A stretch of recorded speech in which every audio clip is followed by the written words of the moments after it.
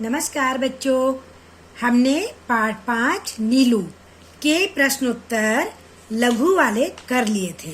अब हमें इसके दीर्घ उत्तर लिखने हैं। तो बच्चों, दीर्घ प्रश्न में पहला प्रश्न है, कौन सी बात लूसी को राजसी विशेषताएं प्रदान करती थी? तो बच्चे देखिए, लूसी अल्सेशियन जाति की थी, हिरनी के समान तेज दौड़ने वाली, सांचे में ढली हुई शरीर, बुद्धिमानी का पता देने वाली छोटी आंखें, लंबी पूंछ, शरीर पर काला आभास देने वाले भूरे पीले रोम, सजग खड़े कान आदि सब मिलकर लूसी को राजसी विशेषताएं प्रदान करती थी। जैसे बच्चों, आपको पता ही है कि वो अल्सेशियन जाति की थी, है ना, और हिरनी बहुत तेज दौड़ती है, तो हिरनी के समान वो तेज दौड़ती थी और उसका शरीर एकदम एक्टिव फिट थी। वो बुद्धिमान थी, उसकी छोटी छोटी आंखें जो थी वो बहुत बुद्धिमानी को दिखाती थी और लंबी पूंछ थी। शरीर पर उसके जो भूरे और पीले रंग के रोम थे वो बहुत सुंदर लगते थे और उसके कान हमेशा सजग रहते थे, चौकन्ने रहते थे। तो ये जो सब बातें थी वो लूसी को राजसी विशेषताएं प्रदान करती थी। अगला प्रश्न है, पर लूसी को सामान मंगवाने वाले के भुलक्कड़पन से कभी कोई शिकायत नहीं रही, स्पष्ट करिए। बच्चों, इसका मतलब है कि जो लोग उससे सामान मंगाते थे, कई बार वो एक बार में ही पूरा सामान ना मंगवा के किस्तों में सामान मंगाते थे। जैसा भी भूल गए, बाद में फिर थोड़ी देर में उसको दोबारा भेज दिया। तो बताओ, हमें कितना गुस्सा आता है अगर कोई हमसे बार बार काम करने को कहता है। लेकिन लूसी बिल्कुल भी नाराज नहीं होती थी, वो काम करती थी, उसे कोई शिकायत नहीं थी। तो क्या इस कथन का तात्पर्य यह है कि शीतकाल मतलब ठंड में रास्ता बर्फ से ढक जाने के कारण उत्तरायण के जो निवासी थे वो अपना सामान लूसी से ही मंगवाते थे। लोगों के भुलक्कड़पन के कारण कभी कभी तो दिन में उसे कई बार दुकान पर जाना पड़ता था। भुलक्कड़पन मतलब भूलने की आदत, पर वह कभी भी मना नहीं करती थी और बिना शिकायत किए हुए खुशी खुशी दुकान से सामान लाने के लिए तैयार रहती थी। अगला प्रश्न है, बड़े होने पर नीलू कैसा दिखता था? बच्चों, बड़े होने पर नीलू बहुत सुंदर दिखता था। उसके रोम भूरे, पीले और काले रंग के थे। रोम क्या होते हैं? जो शरीर में बाल होते हैं, ठीक है। उसका सिर ऊपर की ओर अन्य कुत्तों से बड़ा, लंबा, चौड़ा तथा सुडौल था। पूंछ घनी और ऊपर की ओर मुड़ी कुंडलीदार थी। पैर लंबे, मजबूत, चौड़े और मुड़े हुए नाखूनों से युक्त थे। उसकी आंखें गोल और काली कोर वाली तथा शहद के रंग जैसी थी। अगला प्रश्न है, कुत्ते के दैन्य से रहित और उसके लिए अलभ्य दर्प से युक्त मैंने केवल नीलू को ही देखा है। इस कथन के माध्यम से लेखिका क्या कहना चाहती है? बच्चों, इस कथन के माध्यम से लेखिका यह कहना चाहती है कि नीलू बहुत स्वाभिमानी कुत्ता था। ऐसा कुत्ता उन्होंने पहले कभी नहीं देखा था। वह अपने मनपसंद भोजन को भी यदि फेंक कर दिया जाता था तो उसे देखता तक भी नहीं था। यदि किसी बात पर उसे झिड़क दिया जाता था, यानी कि उससे नाराज हो जाते थे, तो बिना मनाए वह लेखिका के सामने नहीं जाता था। बच्चों, अगला प्रश्न है, नीलू का ध्वनि ज्ञान विस्तृत था।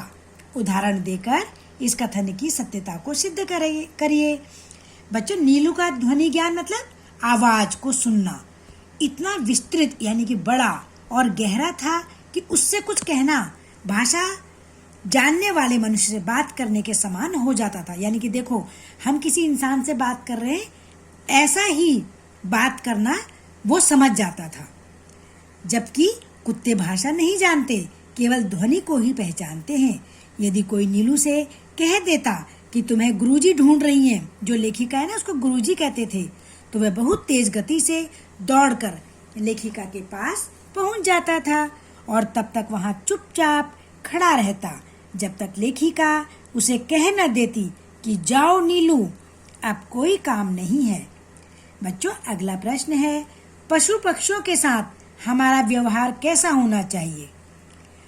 उत्तर है, पशु पक्षियों के साथ हमारा व्यवहार प्रेम पूर्वक तथा मानवता पूर्ण होना चाहिए, क्योंकि उनके अंदर भी प्रेम व अपनत्व की भावना होती है। अपनत्व मतलब अपनेपन की। उनके साथ यदि हम प्रेम व सहानुभूति का व्यवहार करेंगे तो वे भी सहृदयता तथा समझदारी का परिचय देंगे। वास्तव में मनुष्य की मनुष्यता तभी सामने आती है जब वे जीव मात्र के प्रति प्रेम का व्यवहार करें, अन्यथा मनुष्य और पशु में कोई अंतर नहीं होता। अगला प्रश्न है, लेखिका के मोटर दुर्घटना में घायल होने पर नीलू की क्या प्रतिक्रिया हुई? बच्चों, इसका उत्तर है, लेखिका के मोटर दुर्घटना में घायल होने पर और घर से जरूरी सामान अस्पताल ले जाने वाले लोगों की हड़बड़ी को देखकर नीलू समझ गया कि लेखिका अस्पताल में है। दुखी होने के कारण उसने कुछ भी नहीं खाया पिया।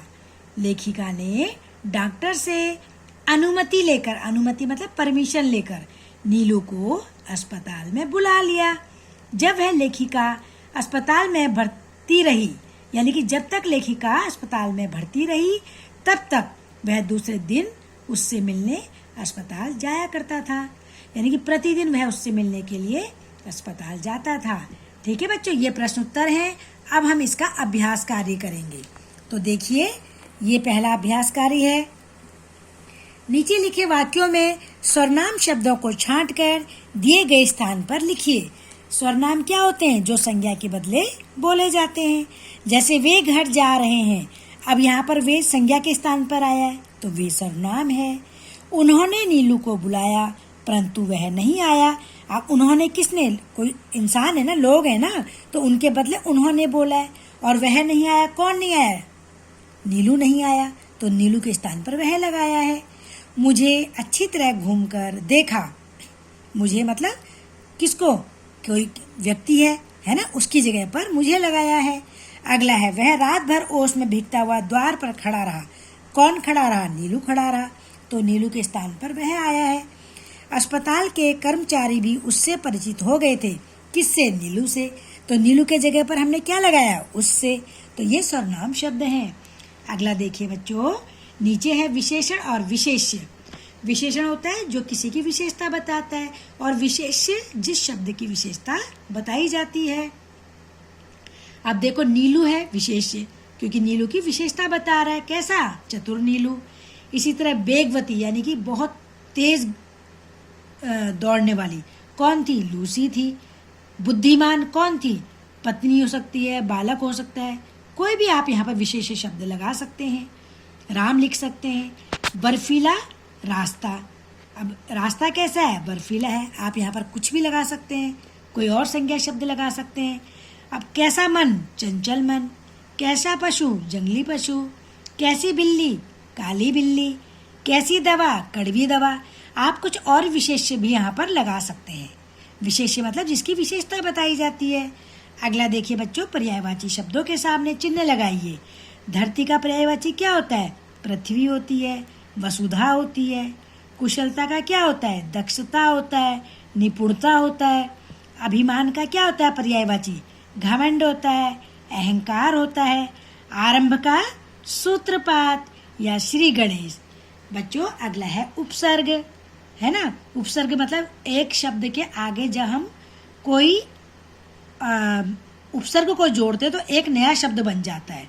जैसे समर्थ एक शब्द है, उसके आगे हमने अ लगा दिया उपसर्ग, तो असमर्थ हो गया। इसी तरह से कुशल एक शब्द है, उसके आगे हमने सौ लगा दिया तो सकुशल हो गया। ऐसी वेश एक शब्द है, उसके आगे परि लगा दिया तो परिवेश हो गया। इसी तरह से कृति एक शब्द है, उसके आगे हमने आ उपसर्ग लगा दिया तो आकृति हो गया। अब देखिए प्रत्यय, प्रत्यय जो शब्द के पीछे लगते हैं। उपसर्ग शब्द के आगे लगते हैं और प्रत्यय शब्द के पीछे लगते हैं। अब देखिए नुकीला एक शब्द है, उसमें पन प्रत्यय लगा दिया तो नुकीलापन हो गया। धार्मिक है, धार्मिक में धर्म एक शब्द है, इक प्रत्यय हो गया। घबराहट में घबरा एक शब्द है और आहट प्रत्यय हो गया। उदारता में उदार एक शब्द है और ता प्रत्यय हो गया। तो आपको ये समझ आ गया कि उपसर्ग हमेशा शब्द के आगे लगता है और प्रत्यय शब्द के पीछे लगता है। अब अगला है, ऐसे शब्द लिखिए जिनमें मूल शब्द के साथ उपसर्ग प्रत्यय दोनों का प्रयोग किया गया है। अब देखिए बच्चों, असफलता है।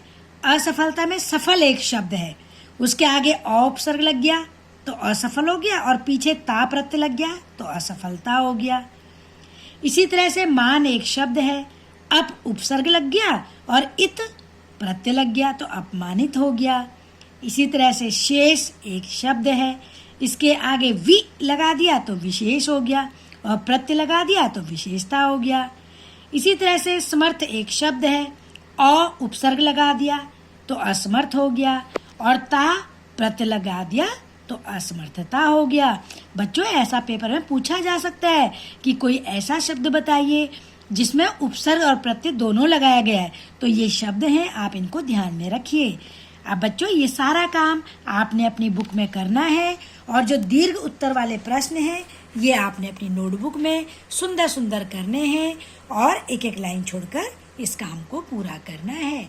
चलिए काम पूरा करिए बच्चे अपना। धन्यवाद बच्चों।